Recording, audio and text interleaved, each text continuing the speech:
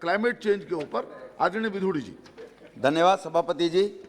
आपने एक बहुत ही दुनिया के लिए बहुत सेंसिटिव और इम्पोर्टेंट विषय पर चर्चा करने के लिए मुझे आप लोगों ने परमिशन दी, इसके लिए मैं आपका आभारी हूं।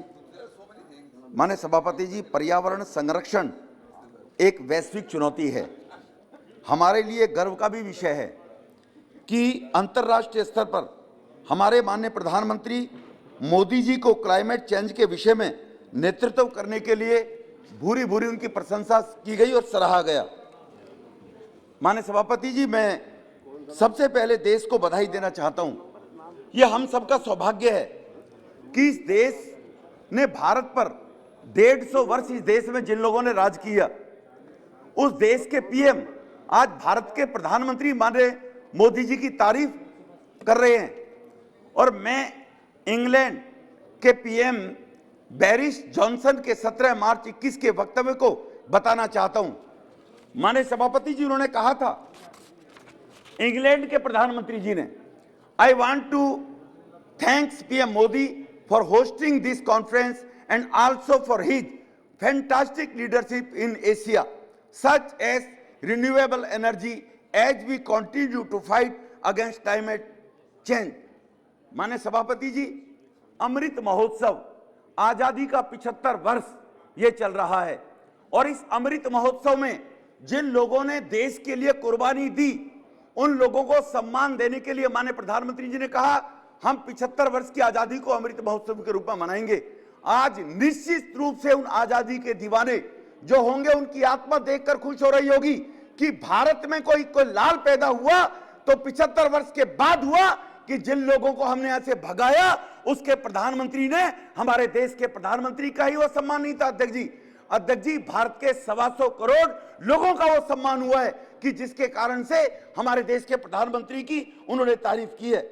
अध्यक्ष जी, वो लोग कहकर गए थे, मैं पूछना चाहता हूं, एक खानदान ने 55 साल तक राज किया, 75 साल की आजादी में वो कहकर गए थे, इस देश को रखना मेरे बच्चों संभाल के, हम लाए हैं तूफान से किश्ती निकाल के।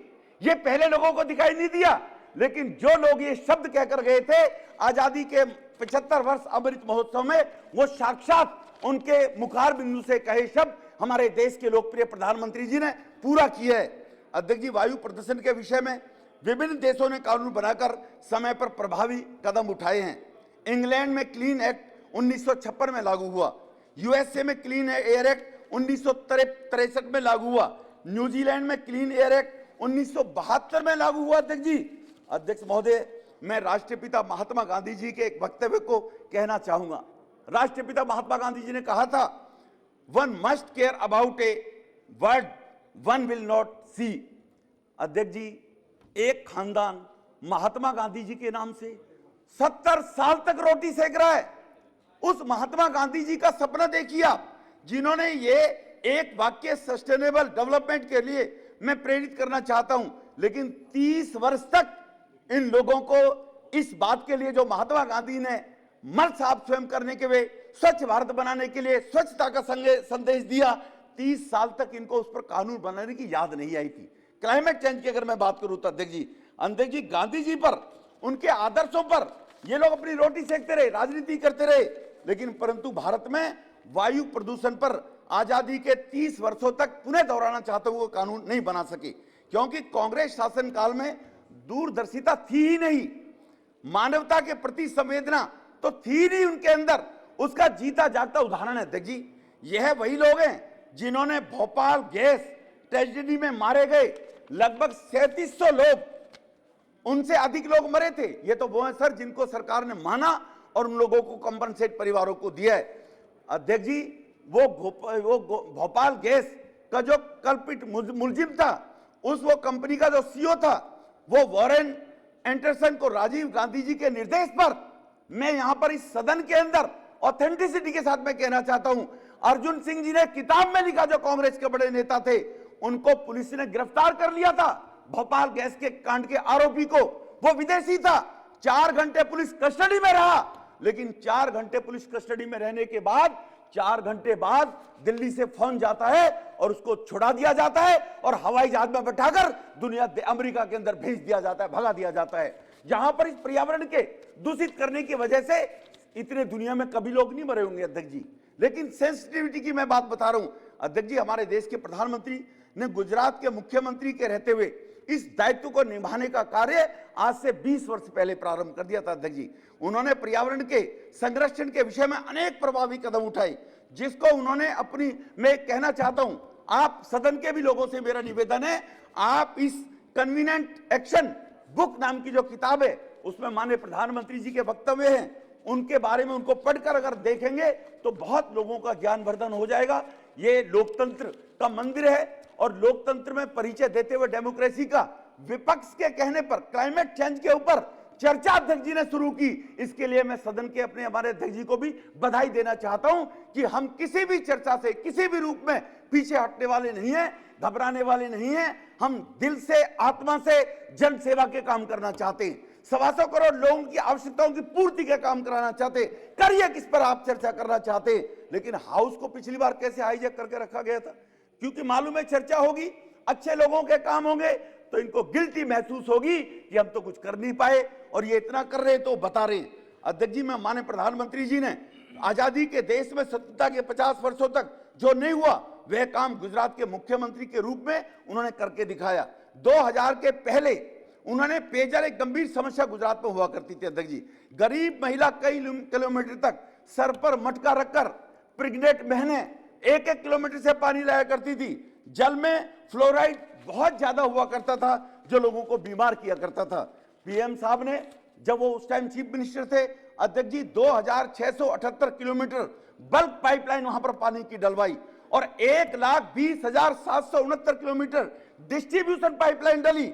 मुख्यमंत्री रहते हुए उन्होंने डलवाई और 11,743 स्टोरेज उन्होंने टैंक वहां पर बनाए पानी को इकट्ठा करने के लिए और 181 water filtration and treatment plant with total capacity of 2,900 MLBD, जो पूरे भारत में कहीं भी इतनी नहीं है। वो हमारे देश के प्रधानमंत्री जी ने गुजरात के मुख्यमंत्री रहते हुए पर्यावरण की चिंता करते हुए ये उन्होंने एक कदम उठाया था। अध्यक्ष जी, मैं इस व्यवस्था से 11,099 गांवों में और 171 शहरों में पेयजल उपलब्ध तो हुआ ही हुआ, लेकिन गुजरात के 70% जनसंख्या को उसका लाभ पहुंचा सर। जो गुजरात में सूखा, पानी के बगैर, किसानों के बगैर हाहाकार मचा करती थी, मैंने प्रधानमंत्री जी के मुख्यमंत्री बनने से पहले उस समस्या का निवारण करने का बीड़ा उठाया।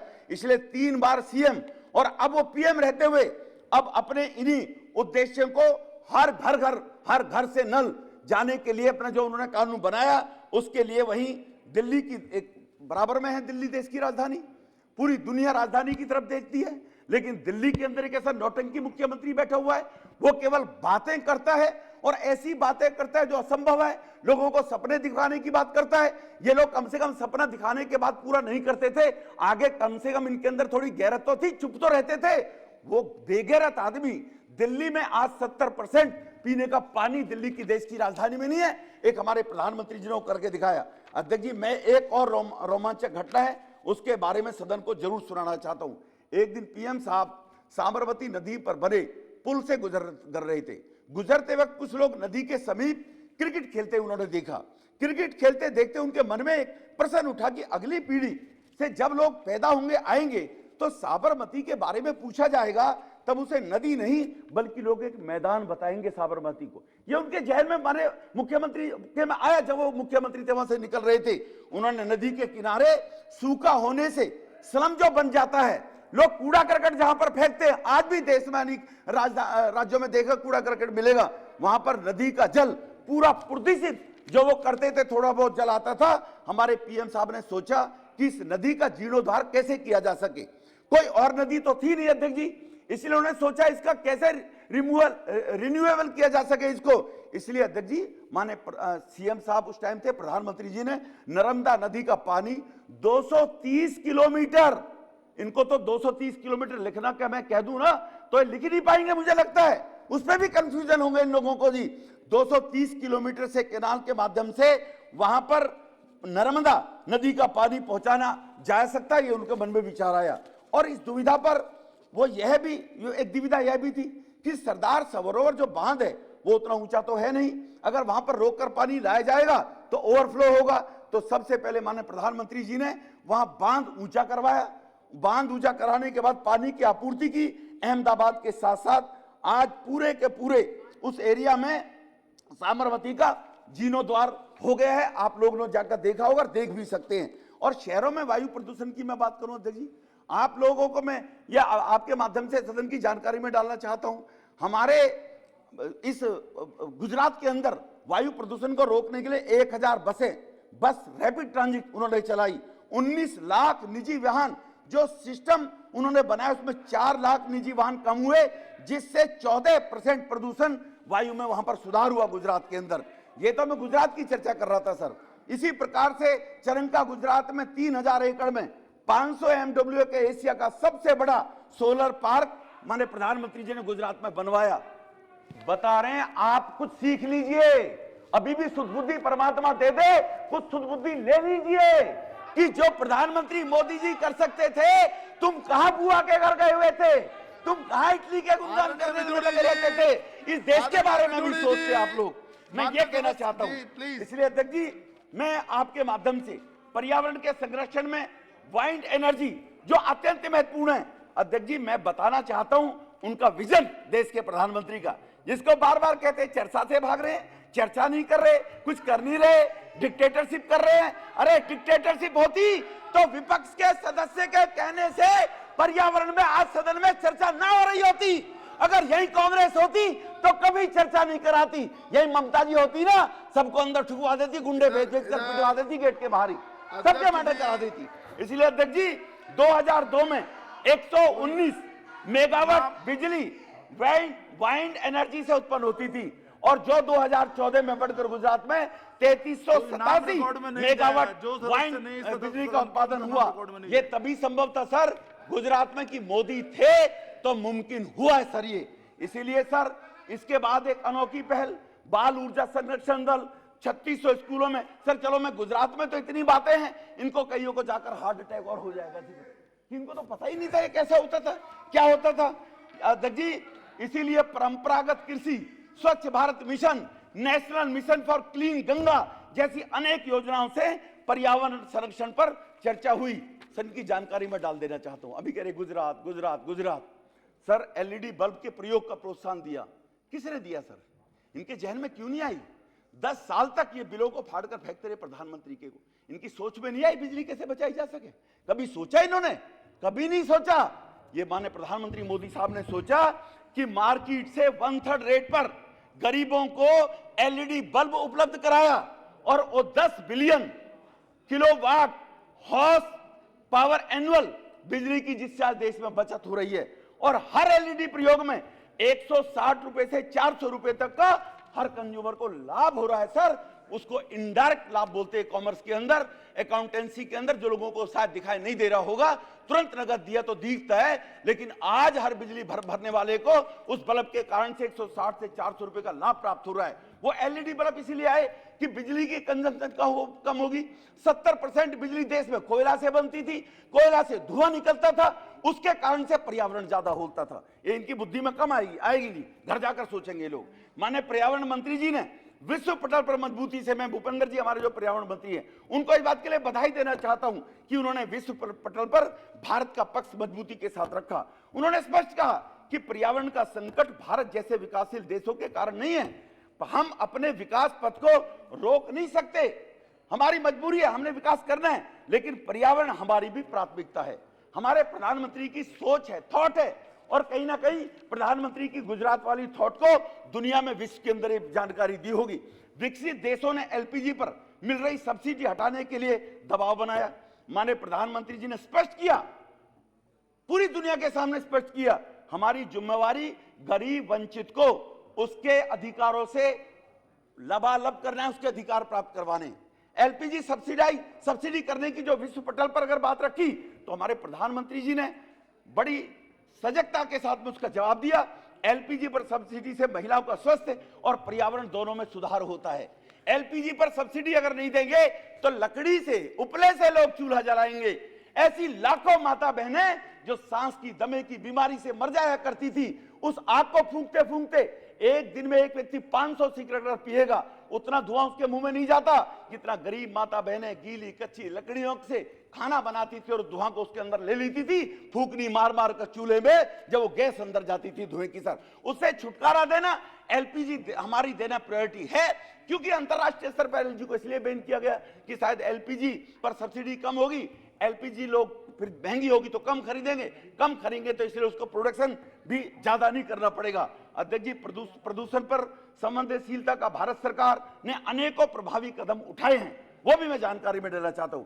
आज 70% बिजली, जैसे मैंने पहले कहा, कोयले से भारत में बनती थी।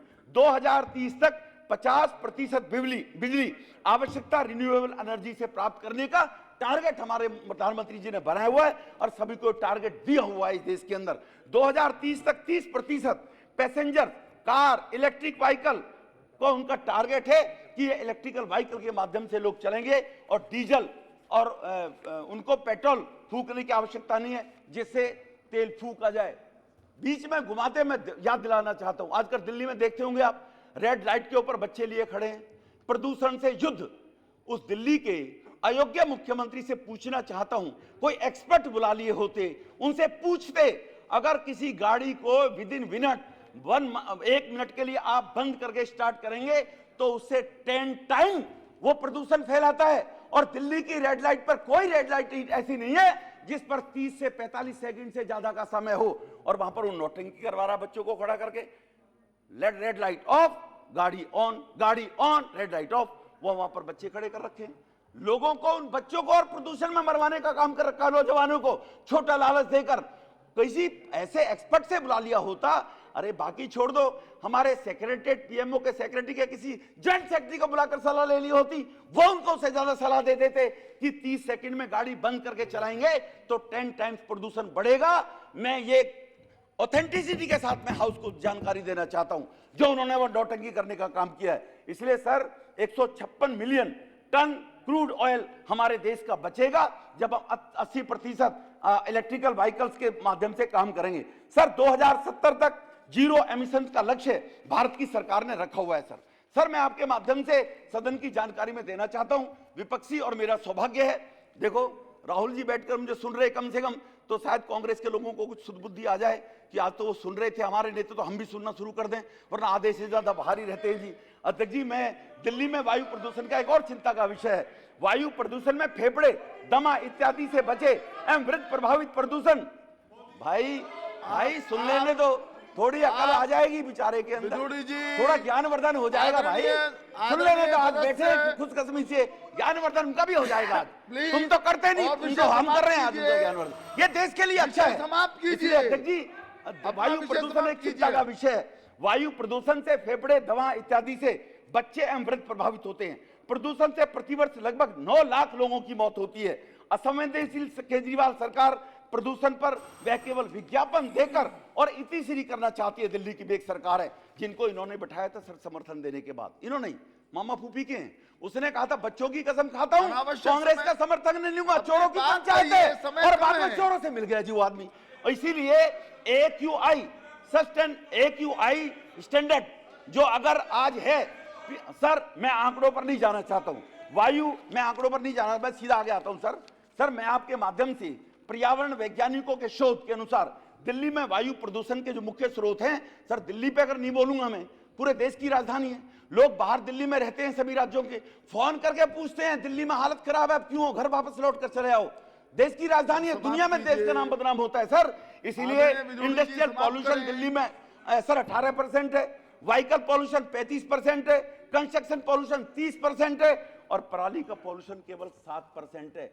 और वो महामहिम श्री 1008 नौटंकी लाल श्री केजरीवाल वो कहता है कि पड़ोसी राज्य कुछ कर ही नहीं रहे। मैं पूछना चाहता हूं सर उस दिल्ली के मुख्यमंत्री से कि आपने पड़ोसी राज्यों के मुख्यमंत्रियों से कितनी बार मिले पराली के विषय में? आपने दिल्ली का भौगोलिक स्थिति बढ़ जाए, इंडस्ट्री बाहर चली जाए, एनसीआर बढ़ जाए आगे जाने के बाद, आपने कितनी चिंता की? एनसीआर का आगे एक्सपेंशन 50 किलोमीटर हो जाए, नोएडा की तरफ, रेवाड़ी की तरफ, पानीपत की तरफ, कितना प्रयास किया? इसलिए वो पर्यावरण पर संवेदनशील नहीं है सर। ऐसे लोग दिल्ली के अंदर सत्ता पर जो बैठे हुए हैं, जो इन्हीं के, मैंने जैसे कहा, इन्हीं की सोच, इन्हीं की विचारधारा के लोग हैं, इसलिए केजरीवाल पराली का बहाना बनाते हैं और आफत दूसरे पर डाल देते हैं। सर, दिल्ली में कुल 77.56 लाख वाहन हैं, जिसमें से मात्र 8.15 लाख वाहन सीएनजी के हैं सर। दिल्ली में जब ये महामहिम आए थे तो दिल्ली में सर, एक मिनट में खत्म कर रहा हूं सर, दिल्ली में 6300 6300 के लगभग बसें चला करती थी, और वो भी 10 साल पहले कॉमनवेल्थ के टाइम सीएनजी की बसें लाई गई थी। इस महामहिम ने, इस महानुभव ने, इस ज्ञानीवद ने, कानूनवद ने, इसने पिछले 7 साल में एक दिल्ली में सीएनजी की कोई बस नहीं खरीदी, ना उसका प्रयास किया है। दिल्ली सरकार द्वारा क्लीन फायर फ्यूल से वाहन चलाने के विषय में कोई कदम उठाया ही नहीं गया दिल्ली के अंदर भी सर। इसलिए सुचारू सार्वजनिक परिवहन की व्यवस्था डीटीसी की है, जो दिल्ली सरकार के अधीन है। निजी लोग वाहन के लिए मजबूर। सर, एक इकोनॉमी की सर्वे में सर दिल्ली का मामला है सर, अध्यक्ष जी, सभापति जी, जो भी माननीय सदस्य सभा पटल पर रखना चाहते हैं वो रख सकते हैं। Shri NK Premachandran ji. Thank you very much, Chairman, sir. Sir, जैसे कहा, एक मिनट कंक्लूड करने दो मुझे, कंक्लूड करने दो सर, मुझे कंक्लूड करने दो सर। सड़क पर पड़ी धूल एक विशेष का कारण है। सड़कों से धूल हटाने के लिए पूरी दिल्ली में मात्र 69 वाहन है, केवल पूरी दिल्ली में सर। इसलिए सर, स्मोक टावर की वो बात करता था, उस स्मोक टावर पे 20 करोड़ रुपया उन्हें एडवर्टाइजमेंट का लगा दिया, और एक स्मोक टावर का वहां पर निर्माण हुआ। इसलिए सर, कंस्ट्रक्शन के और डिमोलिशन वेस्ट के माध्यम से जो साइंटिफिक मेथड से वहां पर वो हल करना चाहिए। केवल 192 वाहन है दिल्ली में सर, इतनी बड़ी दिल्ली के अंदर। दिल्ली सरकार ने कभी पड़ोसी, सर मैं इस बात को मैं नहीं दोहराना चाहता हूं, पड़ोसी राज्य को 30 सेकंड में अपनी बात को मैं खत्म करूंगा sir. National capital region planning board के अनुसार दिल्ली में जोहड़ 22% कम हुए सर पिछले 7 साल में, 15% कम हुए सर। कहीं ग्राम पंचायत की जमीनें दिल्ली को एक्सटेंड करके वन क्षेत्र बढ़ा जाए, ये दिल्ली के महानुभव ने कभी पूरा नहीं किया। दिल्ली में ग्रीन बेल्ट कम हो रहा है सर। नेशनल कैपिटल रीजन के माध्यम से मैं आपके माध्यम से कहना चाहता हूं, पर्यावरण के माध्यम से जो मोदी सरकार ने दुनिया में भारत का नाम किया है सर। एक लाइन मेरी सर छूट गई, लेकिन मैं आपका बहुत बहुत आभार व्यक्त करता हूं। आपने मुझे पर्यावरण के मुद्दे पर कुछ ऐसे मंदबुद्धि लोगों का ज्ञानवर्धन करने का मौका दिया। आपका बहुत बहुत धन्यवाद सर।